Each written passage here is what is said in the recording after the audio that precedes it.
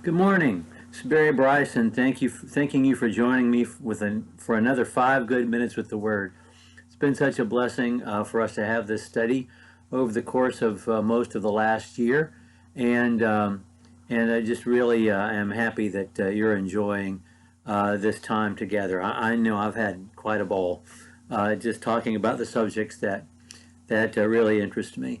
We're continuing our study of the life and letters of Peter, and we are finishing up 1 Peter, and we're beginning with chapter 5. He has finished with the body of the letter at the end of chapter 4, and let's just remember that during the time of great persecution, during a time of Nero's persecution of the church, the Apostle Peter tells his readers, obey the law and be respectful of authority, but never compromise on your faith. And he says that as does Paul so many times, that the key word to our relationships with each other and with those on the outside is respect, submission and respect. That we respect the authorities that are over us, but we fear God. We reserve our reverence and our obedience to God. And when we are cooperative with and are obedient to local authorities or those who have power over us, it is because of the Lord, not because we are in any way less than someone who is over us. We are all equally valuable before God. Okay, this passage in chapter 5, verses 1 through 5 is important because it's about elders and because it is the one passage that uses all three New Testament words for elder. There are three New Testament words used for elder, the elder of a local church. One of those words is elder, presbyteros, and that basically means an old guy. And then there is the word bishop, episkopos, which means overseer, someone who takes the lead, someone who takes responsibility. And then there is the word poimen, shepherd. And so all three of these words are used interchangeably for elder in the New Testament, but this is the one passage where all three are used together. Therefore I exhort the elders among you as your fellow elder and witness of the sufferings of Christ and partaker also of the glory that is to be revealed. Shepherd the flock of God among you, not under compulsion, but voluntarily, according to the will of God, and not for sordid gain, but with eagerness, nor yet as lording it over those allotted to your charge, but proving to be examples to the flock. And when the chief shepherd appears, you will receive the unfading crown of glory. And you younger men likewise be subject to your elders. And all of you, clothe yourselves with humility toward one another, for God is opposed to the proud, but he gives grace to the humble. That's from the book of Proverbs.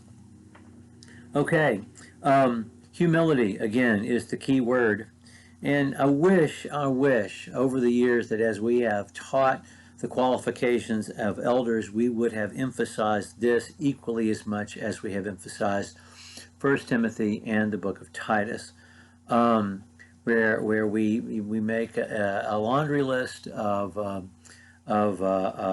qualifications, and then we don't listen to what the Apostle Peter says about the work itself and the conduct of the elder and how the elder performs his task. Elder is the noun, and overseeing and shepherding are the verbs. And so someone who has age is someone who is the natural leader, someone who has wisdom and experience. This is someone envisioned. It's interesting that the Apostle Peter tells us he is a fellow elder.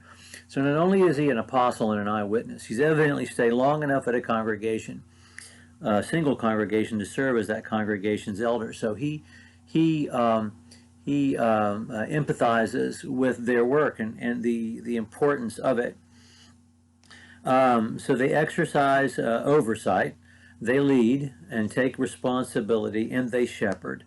And that word is so full of meaning, and he immediately connects the role of the shepherd in the church with the role of Jesus as the good shepherd, and connects us with everything we've read in the Old Testament. Ezekiel 34, Psalm 23, everything Jesus said about himself as shepherd in John 10. All of that is bound up in the role of a shepherd, which means none of our authority models in our culture or in human history associated with government or anything is in any way akin to the role of an elder. An elder is a shepherd. An elder is somebody who has ultimate responsibility for the souls of the flock and who has real authority among the flock, which we're told in Hebrews chapter 13, but who exercises that leadership as a caregiver, not as a dictator or a tyrant or a corporate board, or in terms of military hierarchy or any of the other models that we have. An elder is an old guy with experience who leads, exercises leadership as a bishop by being a shepherd, by shepherding God's flock. And of course the opposite, or the other side of that, is that the young men need to be in submission, Now in Hebrews, the word obedience is used, but in every other case the word submission is used, which is the watchword, the key word, not only in Peter but also in Paul, to describe the relationship of Christians with each other.